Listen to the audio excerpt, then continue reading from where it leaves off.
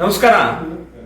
ಹಾವೇರಿ ಜಿಲ್ಲೆ ಹಾನಗಲ್ ತಾಲೂಕಾ ನೆರವಗಲ್ ಅನ್ನುವಂಥ ಒಂದು ಹಳ್ಳಿಯಲ್ಲಿ ಇವತ್ತಿನ ದಿನ ಕಾರು ಹುಣ್ಣಿಮೆ ಅನ್ನುವಂಥದ್ದು ರೈತರಿಗೆ ಅತ್ಯಂತ ಪವಿತ್ರವಾದಂಥ ಹುಣ್ಣಿಮೆ.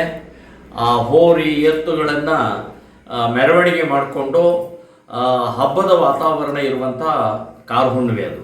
ಸೊ ಅಂಥ ಕಾರು ಹುಣ್ಣಿಮೆ ಆಚರಣೆ ಮಾಡುವಂಥ ಆನಂದದ ಸಂದರ್ಭದಲ್ಲಿ ಮಸೀದಿ ಹತ್ತಿರ ಹೋರಿ ಹೋಗಿದ್ದರಿಂದ ಅಲ್ಲಿ ಮುಸ್ಲಿಮರು ಗಲಾಟೆ ಮಾಡಿದ್ದಾರೆ.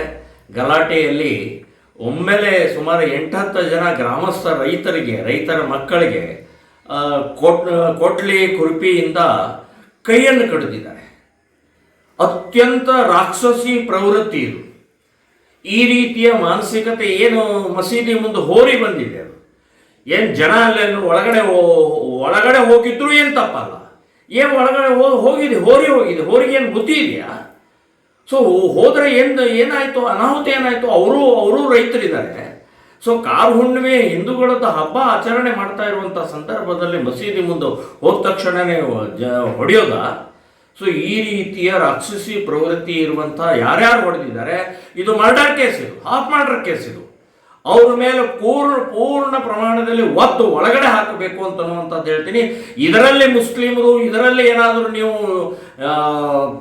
ಕೋಮು ಗಲಭೆ ಇವರು ತಪ್ಪು ಮಾಡಿದರೆ ಅವ್ರ ಮೇಲೆ ಕೇಸ್ ಹಾಕೋದು ಮಾಡಿದರೆ ನಾವು ಬಹಳ ದೊಡ್ಡ ಪ್ರಮಾಣದಲ್ಲಿ ಹಾವೇರಿ ಜಿಲ್ಲೆಯಿಂದ ಹೋರಾಟವನ್ನು ಮಾಡಬೇಕಾಗತ್ತೆ. ಶ್ರೀರಾಮ ಸೇನೆ ಸಂಘಟನೆ ಈ ರೀತಿಯ ಮಾನಸಿಕತೆಯನ್ನು ಪೊಲೀಸ್ ಡಿಪಾರ್ಟ್ಮೆಂಟ್, ಸರ್ಕಾರದವರು ಕೂಡಲೇ ತಡಿಬೇಕಿಂತವ್ರನ್ನ. ರೈತರ ಮೇಲೆ ಇವತ್ತು ಹಲ್ಲೆ ಮಾಡ್ತಾರೆ ಅಂತಂದರೆ ನಾಳೆ ನಿಮ್ಮನ್ನು ಬಿಡುದಿಲ್ಲ, ಅವರು ಬಿಟ್ಟಿಲ್ಲ. ಸೊ ಇದಕ್ಕೆ ಸರಿಯಾದ ಕಾನೂನು ಪ್ರಕಾರ ಹದ್ದು ಬಸ್ನಲ್ಲಿ ಅವ್ರು ಇಡಬೇಕು ಅಂತನ್ನುವಂಥದ್ದು ನಾನು ಹೇಳ್ತಾ ಇದ್ದೀನಿ.